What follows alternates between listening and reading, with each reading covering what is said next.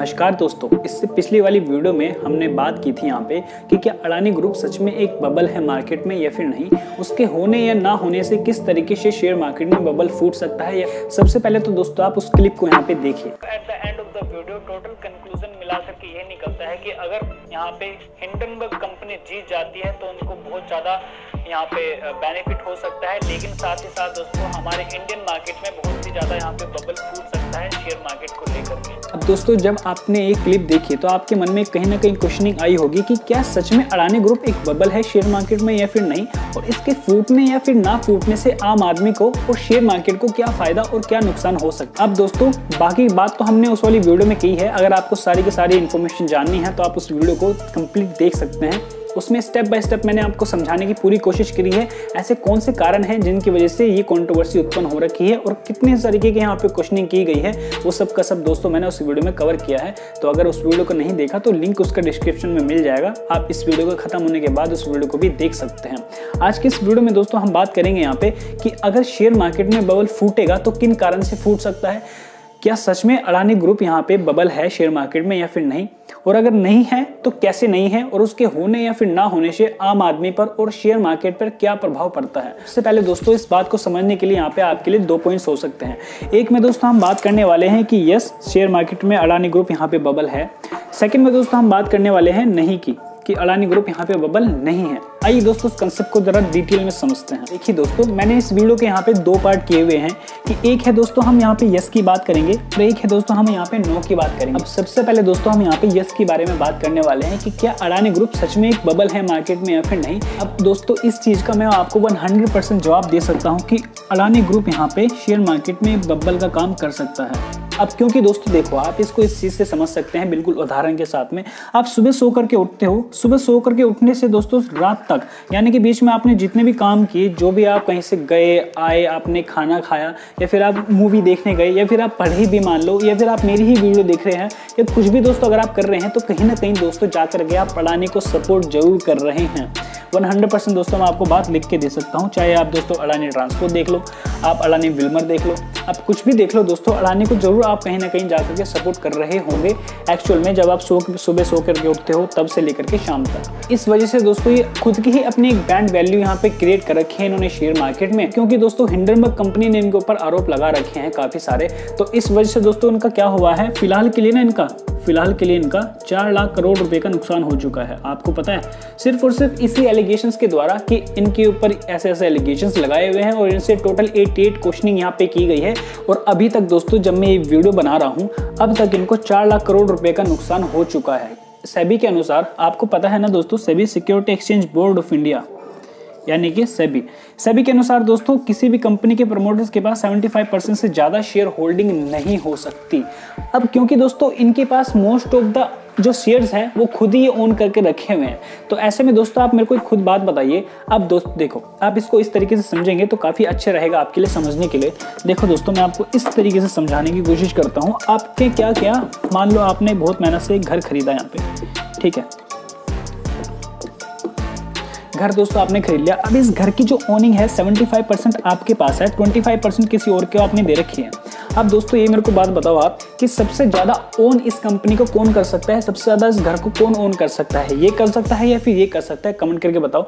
अब दोस्तों मेरे अनुसार में ना, क्योंकि अगर जब इसके पास में 75% से ज्यादा इसके पास में खुद की शेयर होल्डिंग है, क्योंकि इसने इस घर को खरीदने के लिए सबसे ज्यादा पैसे दिए होंगे, लैंडमार्क इसको सबसे ज्यादा मिला होगा, और सबसे ज्यादा तो दोस्तों टैक्स भी सबसे ज्यादा ही भरता होगा इस घर में, क्योंकि इसके पास तो केवल 25% है।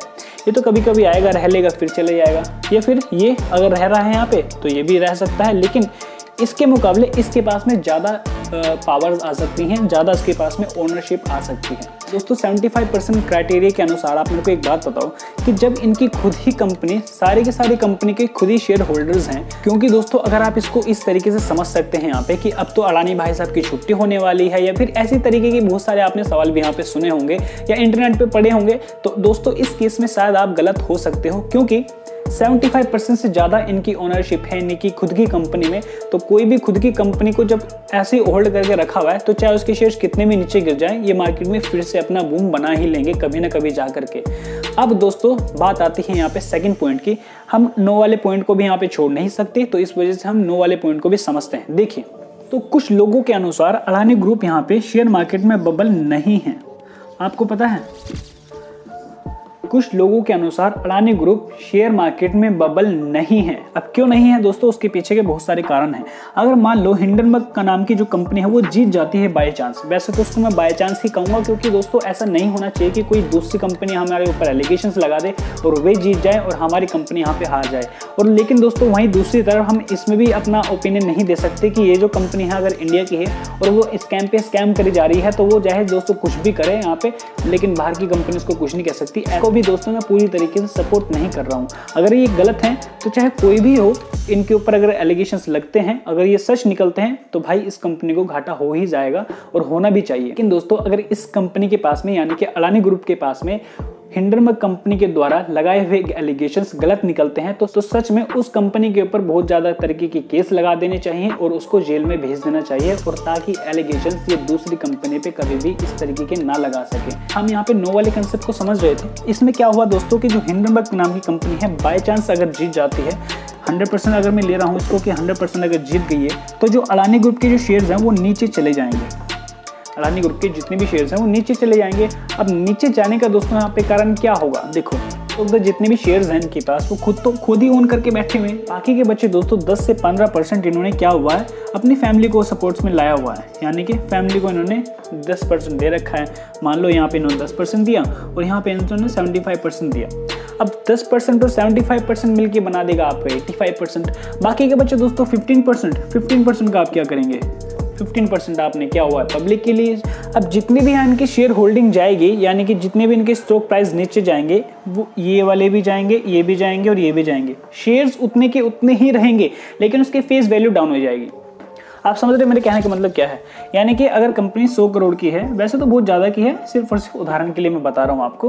और अगर ये दोस्तों मान लो इसकी जो है 10% की वैल्यू घट जाती है यहाँ पे कंपनी के जीत जाने के बाद, यानी कि हिंडनबर्ग कंपनी के जीत जाने के बाद इसकी 10% की वैल्यू घट जाती है। अब तो उसको दोस्तों सारा का सारा इम्पैक्ट भी तो इनके तीनों में ही पड़ेगा ना, इन तीनों में तो पड़ेगा। ये भी तो शेयर है, ये भी शेयर है, ये भी शेयर है, एक ही तो शेयर है, बस उसकी यूनिट अलग है। अब क्योंकि कंपनी जो है दोस्तों काफ़ी बड़ी है, शेयर मार्केट में इनका बहुत बड़ा नाम है यहाँ पे, तो अगर किसी भी कंपनी का एकदम से इतनी ज़्यादा डाउन लेवल पे चले जाएंगे कोई कंपनी, तो इन्वेस्टर्स के भी यहाँ पे पैसे बर्बाद होने की संभावना होती है। और दोस्तों कई सारे इन्वेस्टर्स की तो यहाँ पे बर्बादी भी हो चुकी है इस शेयर में डालने के बाद। हिंडनबर्ग रिपोर्ट आने के बाद में काफ़ी सारे जो हमारे इन्वेस्टर्स थे उनकी जो मनी है वो वैल्यू उनकी घट चुकी है, लेकिन शेयर्स उनके पास हैं, शेयर में कोई कमी नहीं आती, सिर्फ और सिर्फ उसकी face value up and down होती है, जिस वजह से आपको लगता है कि मेरा नुकसान या फिर फायदा हो रहा है। सो यही थी हमारी दोस्तों कंप्लीट वीडियो। इसको समझना बहुत ही ज़्यादा आसान था। आई होप इस कंसेप्ट को आप आराम से समझ गए होंगे। अगर दोस्तों ऐसा है तो आप इस चैनल को सब्सक्राइब करिए और साथ ही दोस्तों इस बेल आइकन को भी ऑन करिए, क्योंकि दोस्तों जब मैं न्यू वीडियो डालूंगा अपने चैनल पर तो आपको नोटिफिकेशन यहाँ पे मिल जाएगी। और इस वीडियो को दोस्तों आप लाइक कर सकते हैं, इससे मेरे को ये पता चलेगा कि आपको वीडियो पसंद आई है या फिर नहीं आई है। चलिए दोस्तों आज के लिए सिर्फ और सिर्फ इतना ही। मैं आपसे मिलता हूँ बहुत ही जल्दी नेक्स्ट वीडियो में, तब तक के लिए धन्यवाद।